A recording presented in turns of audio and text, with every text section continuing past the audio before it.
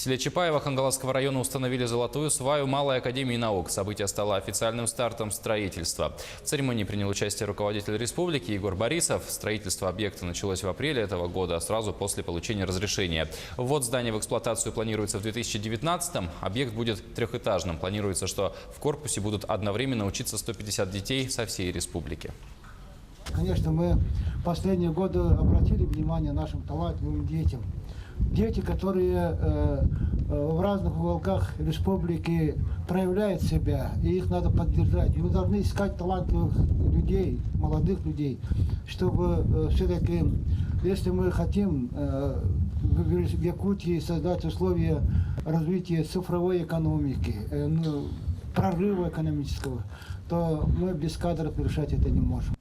Значит, надо сказать, что Малая академия наук была создана указом главы республики Егора Афанасьевича Борисова в 2015 году на базе физико-математического форума «Ленский край», который существует с 1999 года и давно известна в республике и за пределами ее, как такой образовательный бренд нашей республики, где занимаются одаренные и талантливые дети со всей нашей республики.